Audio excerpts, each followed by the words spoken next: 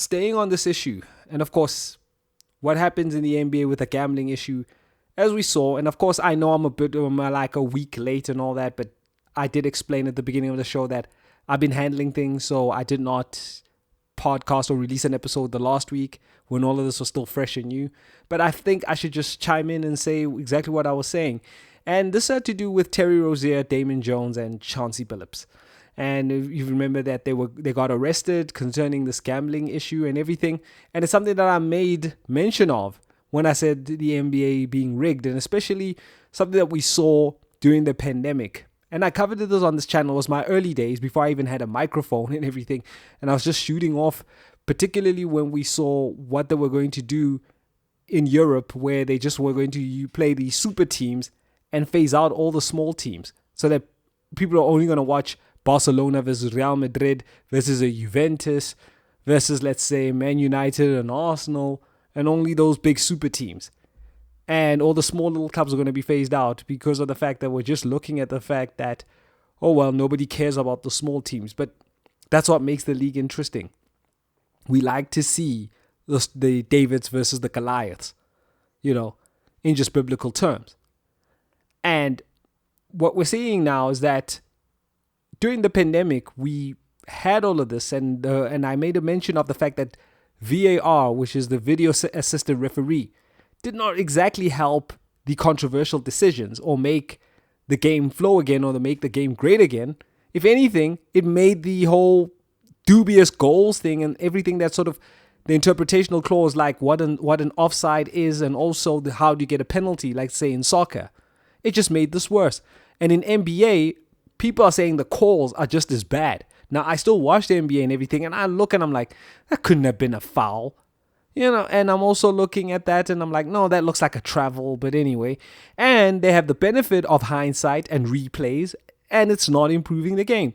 And then you wonder why. And this is the crux of the issue, is the gambling. Sports entertainment, and it's something that's very dear to me, and I'm talking about this, is, it's something that is has become a big problem, because this whole thing, and as far as this gambling issue, even though Terry Rozier, Damon Jones, and Chauncey Billups are named, they're just the fall guys. This thing is a lot deeper than what it actually seems, particularly when we've seen dubious decisions. I can't remember what year it was. When was it? Was it Jimmy Butler? I remember was in the finals. Oh yes, he was playing against the Denver Nuggets, because it was the Nuggets, and I can't remember which team. Oh, it was against the Heat. Yeah, when Jimmy Butler was at the Heat. And what then happened was there was a game, I think it was the game 6, where they were looking like, all right, the Denver Nuggets were going to run away with this. And then all of a sudden, they were bringing the game closer, and Jimmy was getting weird calls. Like he was just basically taking shots and then flopping on the floor.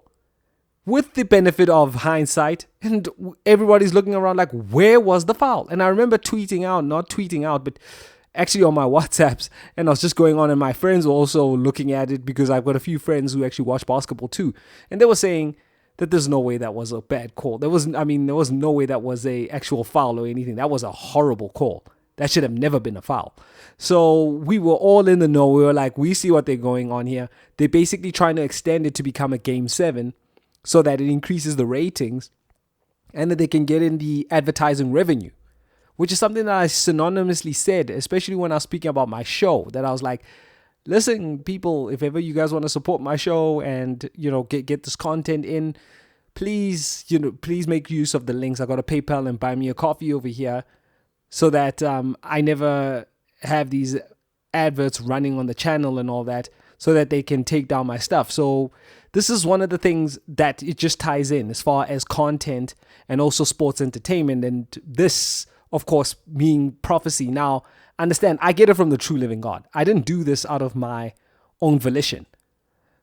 And what I've seen is that with that, it's censorship. And if it's not in line with what the advertisers say or what they want, and especially that they don't want the gospel out there and the true messages out there, then they'll censor the channel. And it goes the same way with sports entertainment and the advertising revenue over there, that if it doesn't go to the point of making money for the certain people, then they're going to pull strings behind the scenes and manipulate and rig things. Unfortunately, this is what we see. And I made a video blog similar to this about the Dallas Mavericks getting that number 1 pick after the Luka Doncic trade. And this just ties in with the fact that, of course, this is programmed.